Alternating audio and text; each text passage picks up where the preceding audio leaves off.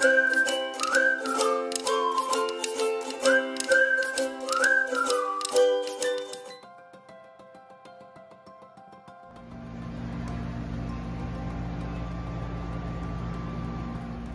everyone, Erica-Simone here from Color the World. New subscribers, we welcome you. Old subscribers, welcome back. Today's reading is going to be a good one. Now, it being International Women's Day, I thought it would be most fitting for us to read of Eugenie Clark, who is otherwise known as Shark Lady. She's of Japanese and American descent, and she was a scientist. Believe it or not, you know what? She was the first woman to ever train sharks. So I think we should dive into this book. Grab that snack, and let's get to it. Shark Lady. The true story of how Eugenie Clark became the ocean's most fearless scientist. Written by Jess Keating. Illustrations by Marta Alvarez McGinnis. It was Saturday, and Eugenie wanted to stay at the aquarium forever. She wanted to smell the damp, salty air and stare at the glittery rainbow of fish. She wanted to keep watching her favorite animals, the sharks. Eugenie pretended she was walking on the bottom of the sea. What would it be like to swim with her sharks?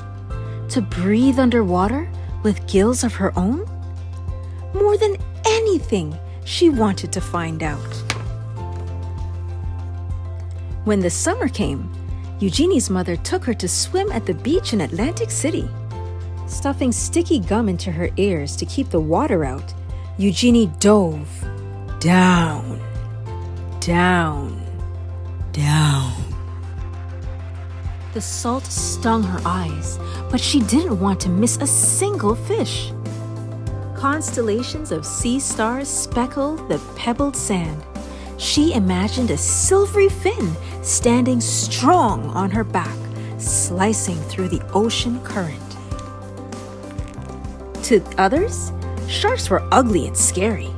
But Eugenie knew they were beautiful. As she glided through the cool water, she wished everyone could see sharks through her eyes. But the sharks were only in her mind for now. Eugenie decided to learn everything she could about them. So she dove. This time, into books.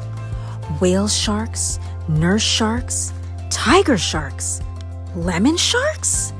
Eugenie wanted to know about them all. She also joined the Queens County Aquarium Society as its youngest member. Eugenie's notebooks filled with sharks. They swam in her daydreams and on the margins of her pages. At home, Eugenie's mother surprised her with an aquarium of her own. A 15-gallon tank was much too small for sharks. But Eugenie saved her allowance to buy guppies, clownfish, and coral red snails. It felt as big as an ocean in her room. Their small apartment became an aquarium, a laboratory, and a sanctuary. As she grew older, many were still telling Eugenie what to do. Forget those sharks. Be a secretary. Be a housewife. Eugenie wanted to study zoology, but some of her professors thought women weren't smart enough to be scientists or brave enough to explore the oceans, and they said sharks were mindless monsters. Eugenie knew better. Her dream was as big as a whale shark. So again, Eugenie dove. She plunged into every course she could. Her laboratory became her home. From sunrise to sunset, she studied how fish grow, how they behave, and how they were put together both inside and out. Despite all of the people who didn't believe in her, Eugenie was becoming one of the smartest students in her field. Even after she earned her degree, many still doubted her. But Eugenie's work was just beginning. Eager to make discoveries of her own, Eugenie finally dove into the open ocean.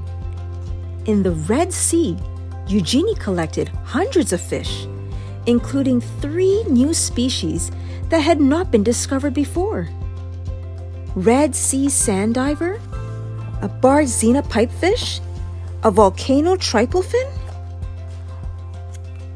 On a research mission exploring the Palau Islands, Eugenie was diving alone when she encountered her first ever wild shark. She wasn't afraid. Instead, she thought it was beautiful. In Isla Mujeres, she dispelled the myth that sharks must keep moving to stay alive when she swam through dark caves, still and silent, full of resting sharks. Eugenie's daring heart grew bolder with each dive. Soon, they began to call her Shark Lady. Eugenie had proven she was smart enough to be a scientist and brave enough to explore the oceans.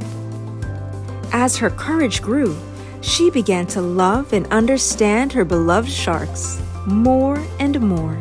But she never forgot many still believed that sharks were mindless killers. Because of their scary reputation, humans were hunting sharks all over the world. Eugenie knew that sharks weren't stupid or mean. She was determined to prove everyone wrong.